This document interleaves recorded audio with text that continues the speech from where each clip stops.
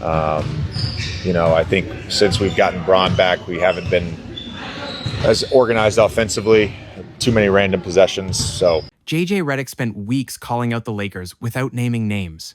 After the Christmas Day loss to the Rockets, he questioned the team's effort and preparation. He questioned whether players were even willing to make the choice. Then, after the uncomfortable practice, he finally named a name. And it was LeBron James.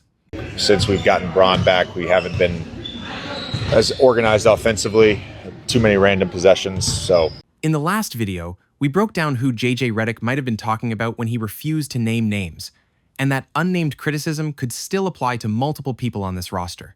However, the so-called uncomfortable practice changed everything when the Lakers head coach said this. Yeah, but we that was, priority number one for me.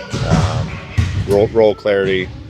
I think since we've gotten Braun back, we haven't been as organized offensively, too many random possessions. So, that's on me. So it's those three things, defensive clarity, role clarity, and offensive organization. After the Lakers were blown out for the third straight game, Redick said Saturday would include an uncomfortable practice. It's a matter of making the choice.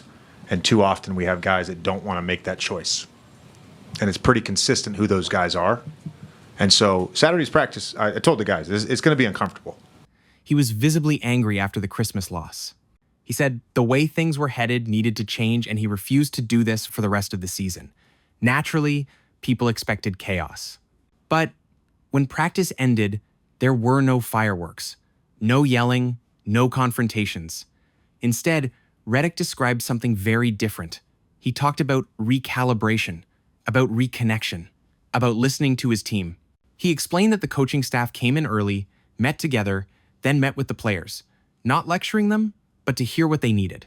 One team source later even described the meeting as anticlimactic. And then, Redick spoke to the media, and that's when everything changed. He said, since we've gotten Braun back, we haven't been as organized offensively, too many random possessions. So that's not an accident. Redick didn't say injuries. He didn't say rotations. He said LeBron's return. Even while taking responsibility, he publicly tied the Lakers' offensive disorganization to LeBron being back on the floor. That's a massive escalation, and many Lakers fans are agreeing with him. Coaches almost never do this. LeBron James is the league's all-time leading scorer, a 4-time MVP, the most powerful presence in any locker room. Calling him out, even carefully, sends a message to everyone else. No one is above structure or role clarity. No one is above accountability. Once LeBron is named, those earlier anonymous comments feel less like frustration and more like foundation setting. Here's the uncomfortable reality. LeBron missed the first 14 games of the season with injury. The Lakers went 10-4 without him. Since his return, they're 9-6, have lost 6 of their last 10, and are now on a 3-game losing streak. Individually, LeBron looks better. His scoring jumped from 16.5 points per game in November to nearly 22 in December. But structurally, the offense looks worse. When Luka Doncic was running the offense with Austin Reeves as his secondary creator, the Lakers looked organized. Since LeBron's return, Redick says possessions feel random. There are also signs that frustration hasn't fully disappeared. LeBron didn't speak to the media after the Rockets' loss. He didn't speak after the uncomfortable practice either. Neither did Marcus Smart. Neither did Luka. That silence doesn't mean dysfunction, but it does suggest this is still unresolved. And this is why the timing of all of this matters so much, because this isn't happening in a vacuum. Since December 1st, the Lakers have had the worst defense in the entire league. Not below average, not inconsistent, dead last. That alone would be enough to put pressure on any coaching staff. But now, you layer in the injuries. Austin Reeves, who was a major stabilizing force in this offense, is out at least 4 weeks with a grade 2 calf strain. The Lakers are heading into a critical 4-game homestand, the exact moment when teams either reset their season or watch it spiral. They're already on a 3-game losing streak. They've lost 6 of their last 10, and the defense is falling apart.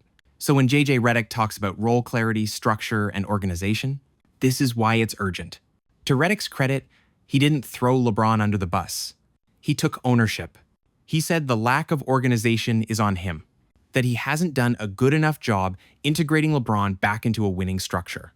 That's on me. So it's those three things, defensive clarity, role clarity, and offensive organization. This wasn't about ego. It wasn't about power. It was about setting expectations publicly. So let me ask you this. Do you respect JJ Redick more for calling out LeBron? Or do you think this is a dangerous line for a coach to cross? If you enjoyed this breakdown, make sure to like the video and subscribe for more NBA analysis, and I'll see you in the next one.